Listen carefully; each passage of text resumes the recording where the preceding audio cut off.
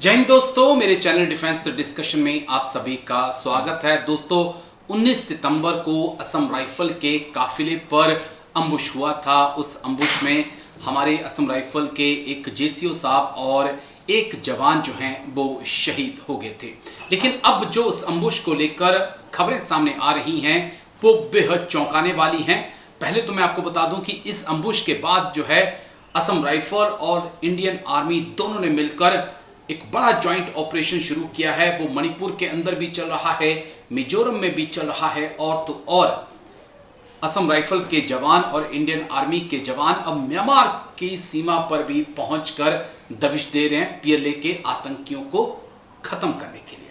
और उसका नतीजा है कि पिछले 72 घंटों में 15 से ज्यादा आतंकी गिरफ्तार किए जा चुके हैं। दो टॉप लीडरशिप उनकी जो उनके टॉप लीडर हैं उनको भी अरेस्ट किया जा चुका है। और उससे भी बढ़कर बात, जो बड़ी खबर निकलकर सामने आ रही है कि ये जो 19 सितंबर को असम राइफल पर अम्बुश हुआ था वो एक कॉन्ट्रैक्ट किलिंग का मामला था। कॉन्ट्रैक्ट किलिंग यानी कि पैसे देकर जो है असम राइफल पर अम्बुश कराया गया था और पॉलिटिकल रीजंस इसके पीछे बताए जा रहे हैं।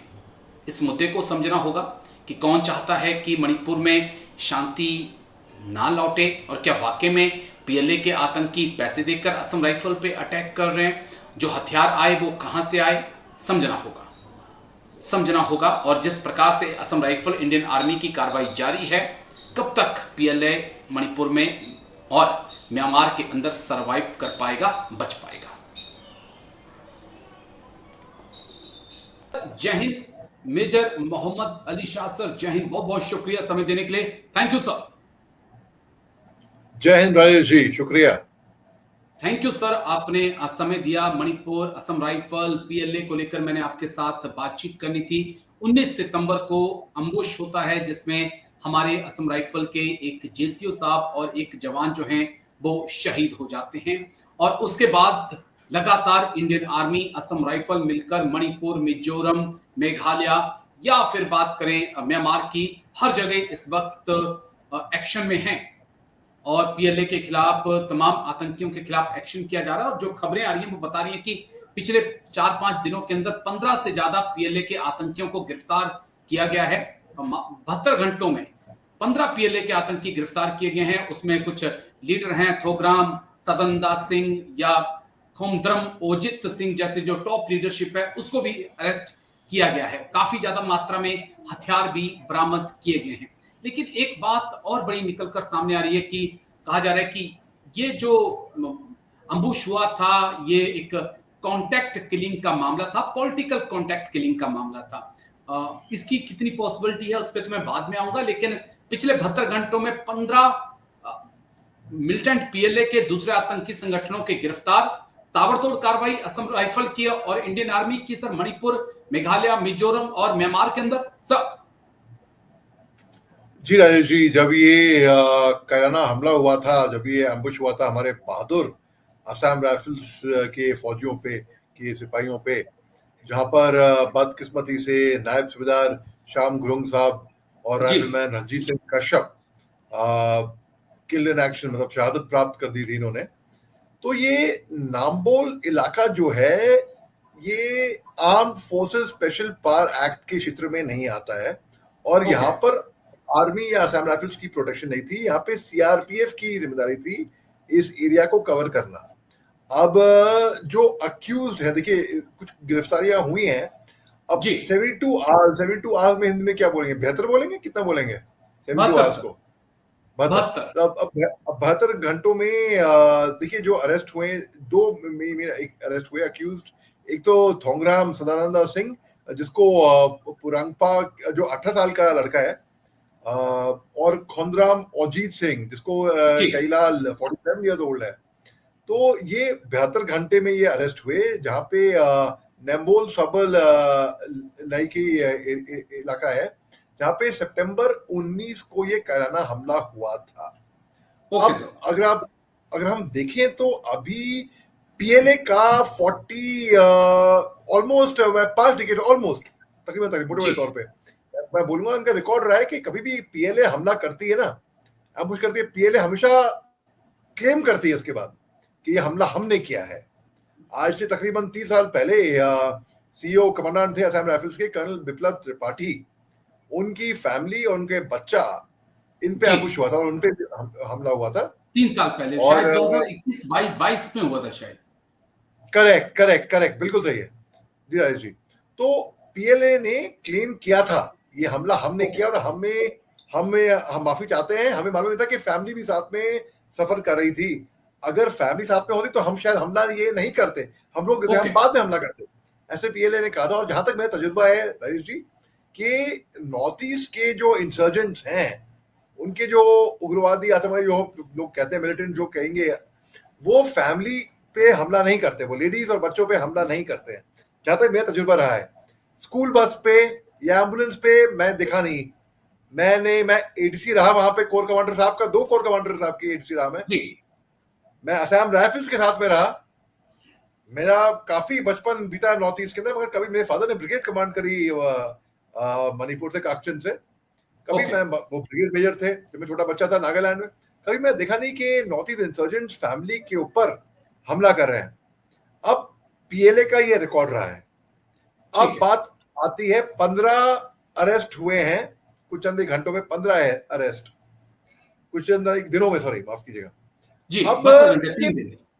जी, अब पूरी उंगलियां पीएलए की तरफ को उठ रही हैं, क्योंकि कुछ जो अरेस्ट हुए हैं, कुछ फुट सोल्जर्स ने बोला है, इन्होंने कबूल किया कि भाई हाँ पीएलए ने किया हमला। अब पीएलए का ये ट्रैक रिकॉर्ड रहा है कि कभी भी हमला करने के बाद वो कबूलती है। कभी ऐसा नहीं हुआ वो कि पीएलए ने बोला कि हमें, वो चुप बैठे हैं या उन्हें लेकिन जो मना कर दिया। मिलिटेंट पकड़े गए हैं, जो मिलिटेंट पकड़े गए हैं, उनके पास से M4 राइफल, AK-47 जैसे वेपन मिले हैं। उन्होंने खुद कबूल किया है कि ये हमला हमने ही किया है। लेकिन एक पॉइंट और, क्योंकि कुकी और माइते के बीच का जो टेंशन है, इसके बीच पीएलए के बारे में जो जानकारी मिलती है वो यही मिलती है कि माइते समूह का एक संगठन है। लेकिन इसकी मांग क्या है सर, चाहता क्या है ये पीएलए, क्या चाहता है? क्योंकि इसमें मैं देख रहा था कि अब जो टॉप लीडरशिप जिनके मैंने नाम लिया वो भी हिंदू हैं, तो चाहता क्या है वो, और क्यों असम राइफल को अपना दुश्मन मानता है सर? जी, आपका बड़ा अच्छा सवाल है। देखिए, पीएलए यानी कि पीपल्स लिबरेशन आर्मी ऑफ जी मणिपुर, लिबरेट करना है। और एक पीएलए चाइना में है, वो अलग है, उससे ये कनेक्टेड नहीं है। वो अलग बात है कि जहां तक मैं समझ पाया हूं कि हो सकता है कि चीन का एंगल, फंडिंग, मदद आती हो वहां से, वो अलग बात है। बिल्कुल। आप ठीक है। अब जैसे कि हम नाम लेते हैं, जैसे आपने नाम लिया थोंगड्राम सदानंदा का, ये पहले यूएनएलएफ, यूनाइटेड जी नेशंस लिबरेशन फ्रंट, जो कि इनका ही एक तरीके से अलायंस इनका था, पीएलए और यूएनएलएफ का। बाद में ओके इसने स्विच ओवर किया पीएलए के अंदर, यूएनएलएफ के बाद। जब यूएनएलएफ की लीडरशिप, वो उन्होंने एक सीज फायर और एक joint suspension of operation framework union home ministry के साथ अग्री किया। ओके और ये देखिए, अब जब ये हथियार रिकवर हुए यहाँ पे मुतुम यांगबी, जो कि 12 किलोमीटर है एम्बुश साइट से, यहाँ पे 6 हथियार सीज हुए। जी और ये 6 हथियार माना जा रहा था कि ये पुलिस आर्मरी से लूटे गए थे जब ये हिंसा शुरू हुई थी, कुकी जी माइते की हिंसा। और यानी कि एथनिक कॉन्फ्लिक्ट में कुकी माइते के बीच में जो लड़ाई हुई थी, तब हथियार इस्तेमाल हुए थे। वही हथियार अब इंसर्जेंट एक्टिविटीज के लिए इस्तेमाल हो रहे हैं।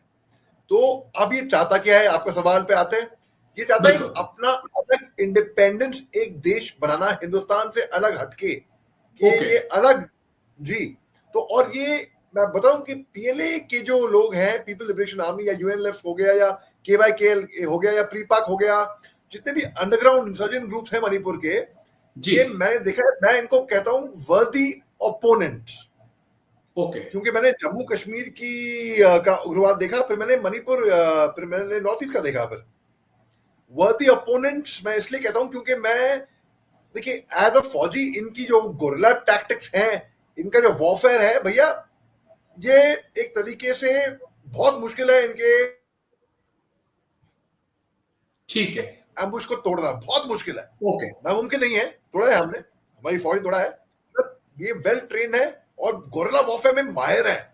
लोग बात करते हैं वियतनाम की, मैं तो कहता हूं यहाँ पे नॉर्थ ईस्ट में आओ, इंसर्जेंट्स क्या हमारे अपने असम राइफल्स के अव्वल दर्जे के एम्बुश लगते हैं। उनके बूबी ट्रैप्स, उनके नॉट मारने का तरीका, उनकी स्ट्रैटेजी, उनके बिना जंगलों में बिना मैप के मार्च करना। अब ये चाहता है कि बिन के अपने हिंदुस्तान से अलग हो जाए। 1972 में मणिपुर के चीफ मिनिस्टर एक पंगाल थे, पंगाल यानी के मणिपुर के मुसलमान जो कि मैदुई मैते में आते हैं, बेसिकली मैते कम्युनिटी क्रिश्चियन भी हैं मैते में बाय द वे। तो मोहम्मद अलीमुद्दीन, तो बेसिकली पीएलए की जब स्थापना हुई तो ये चाह रहे थे कि हम अलग हटके अपना लड़े, हम अपने देश के लिए एक अपना देश बनाए, ये अलग करेंसी, अलग फ्लैग, अलग गवर्नमेंट, और ये टैक्सेस भी कलेक्ट करते हैं। वहां के लोग जो लोकल सिविलियंस हैं बेचारे इनकम टैक्स देते हैं इंडियन गवर्नमेंट को, साथ ही साथ ये अंडरग्राउंड इंसर्जेंट्स को भी इनको देना पड़ता है मजबूरन। अगर ये कैश नहीं देंगे तो ऑन काइंड देंगे, यानी कि कोई आटा दाल चावल शक्कर की बोरी का ये कंट्रीब्यूशन बेसिकली, तो ये इसको ये टैक्स है, ये कलेक्ट होता है, यहां से फंडिंग आती है इनके अंडरग्राउंड आउटफिट्स को। अब देखिए जो पीएलए है वो उन्होंने नंबुल एम्बुश को, जो कि एक बहुत ही हटके, मैं आपको बताया कि 10 साल से इनका प्रैक्टिस रहा है कि ये मानते हैं अपने ऑपरेशंस के लिए, इनके इंटेलिजेंस इनपुट जब मिलते हैं तो ये बोलते हैं। बल्कि मैंने ये तक देखा है राजेश जी, ऑफिसर पे हमला करने से पहले अपनी, मैंने खुद देखा है, चिट्ठी इशू हुई है, बाय द वे चिट्ठी इशू हुई है ऑफिसर को मारने से पहले, और बोला है कि हम इस ऑफिसर को इस वजह से हम खत्म करने वाले हैं। एक बहुत ही जाबाज ऑफिसर है और उनको 4 असम राइफल्स के साथ उन्हें सर्विस करिए, उनको कीर्ति चक्र मिला है, शौर्य चक्र मिला है, उनको सेना मेडल मिला है, उनको कमेंडेशन कार्ड मिला है। He is one of the highest decorated officers. Colonel R K Sharma, उन्होंने किताब लिखी है हाल ही में जी, उन्होंने नहीं लिखी, उनके ऊपर, उनकी लाइफ के ऊपर आधार है, उनके बच्चों ने लिखी किताब, सरफरोश ने, उनके बच्चों का नाम है, और इसमें इन्होंने इनकी इंटेलिजेंस नेटवर्क बहुत तगड़ा था, इन्होंने बहुत अच्छे तरीके से वहां पे ऑपरेट करा। तो अब इंटेलिजेंस रिपोर्ट के मुताबिक ये इन्फर हुआ है कि ये जो हमला था ये मणिपुर के अंदर एक कॉन्ट्रैक्ट, जैसे आपने बताया, कॉन्ट्रैक्ट किलिंग का मामला है ये, ठीक है, क्योंकि प्रेसिडेंशियल रूल जो चल रहा है, प्रेसिडेंट रूल मणिपुर में, उसको डिस्टर्ब करने के लिए, ताकि वो पॉलिटिकली वहां से डिरेल हो जाए मणिपुर। और दूसरी बात, इसकी वजह जहां तक मैं समझ पाया हूं वो ये हो सकती है कि जो टॉप लीडरशिप है पीएलए की, उनके नॉलेज में नहीं होगा कि ऐसा एम्बुश करने वाले हैं उनकी लोअर लेवल के लड़ाके, शायद अगर ये कंफर्म हमला पीएलए ने किया है तो लेकिन इतना जरूर है कि जवाबी एक्शन बहुत तगड़ा हुआ है असम राइफल का।